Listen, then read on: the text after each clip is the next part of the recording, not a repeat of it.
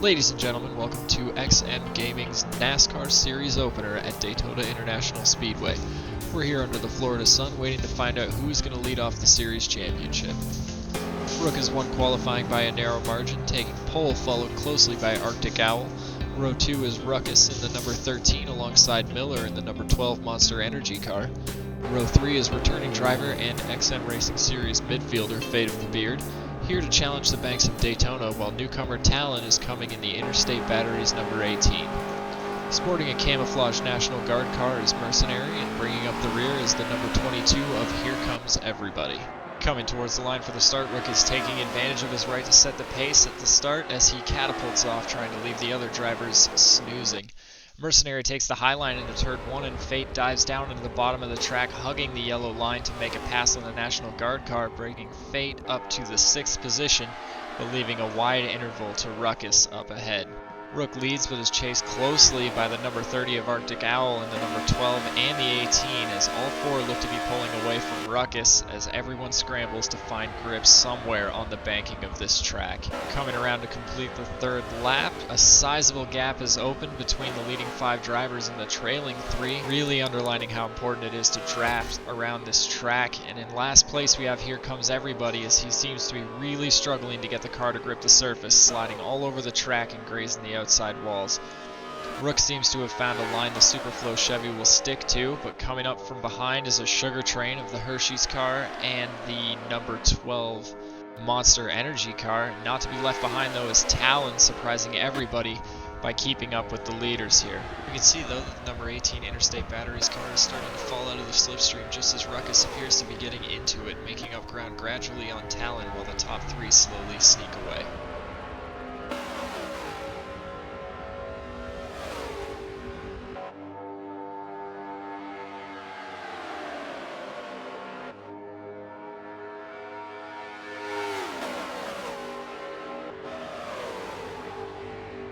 The battle for 6th is raging on as Fate and Mercenary trade positions over and over, and it looks like Mercenary might have cut down a right front as he crashes into the barrier and skids to a stop at the top of the track.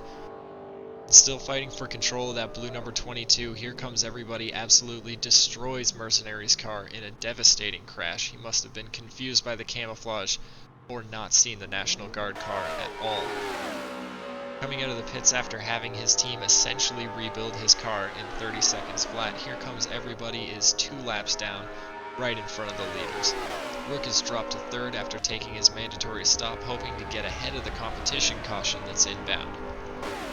Contact in turn 3 as the 30 tries to get under the 22, and Miller is right there riding Owl's bumper, followed closely by Rook as the leaders put the 22 a 3rd lap behind.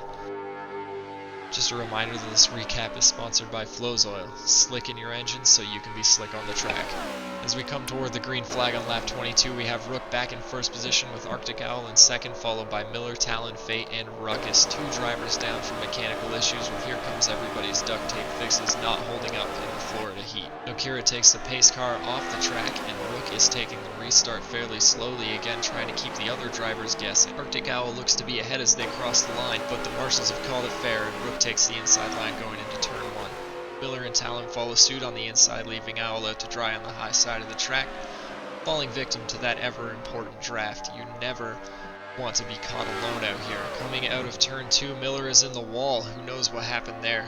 Let's have another look from a different angle. It looks like Miller might have had an aerodynamic stall of some kind from the side draft of Arctic Owl as Fate and Ruckus speed by while the number 12 collects itself off the barrier. Around the front stretch, it looks like Miller is continuing to have issues after that turn 2 incident. Something must have broken when he hit the wall exiting the corner, as he can't keep it off the wall in the trioval. Rook is struggling to find a groove after the restart as Owl slots in behind Talon and they begin to chase down the Superflow car. Going into turn 3, it looks like Talon is making his move, getting the nose under Rook's quarter panel and forcing him wide. Arctic Owl follows Talon down, keen to have somebody else suffer. And there was some contact there between Rook and Talon as that side draft gets the number 7 a little loose, and Rook overcorrects, spinning his car across the front of Owl's Hershey car and up into the wall. Coming in for the green flag with 5 laps to go, Arctic Owl takes it to the high side into first place, getting a huge run on Talon. He slots in right in front of the 18, hoping to get a draft train going, and it looks like Talon gave Owl a little love tap that makes the 30 jump up the track, giving the Interstate Batteries car the lead going into the final 4 laps of the race. A little further back, Rook makes a pass on Ruckus, eager to try and get back on the podium after leading the majority of the race.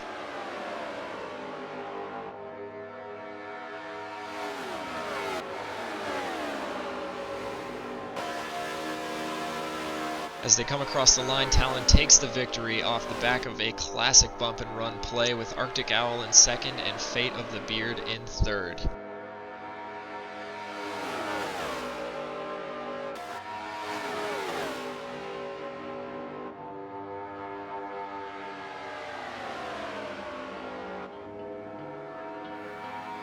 Final standings for the race are on screen right now, alongside with each driver's championship points. As we take a look at some of the fantastic pictures from Fate of the Beard, I want to take a moment to thank Nokira for taking the time out of his day to function as our pace car for the event. Doing donuts in the grass on the front stretch really helped keep the mood of the race light through all the connection issues that so many of our drivers faced at and leading up to the race. I thank the participants for being patient as we work through the issues stemming from the inclement weather in the US, and I thank you, the viewers, for continuing to enjoy my videos as I try to chronicle XM Gaming's foray into online racing. Stay tuned next week as we recap 2 races. On Saturday, we're taking the first race in Season 2 of the XM Racing Series, where we're having Forza GT Division go on a trek across the world starting in Prague. Then on Sunday we have Watkins Glen for round 2 of the NASCAR series, and with new and returning participants, the first right-hand turn is sure to cause some upsets. Thank you so much for watching, everyone. Have a good day.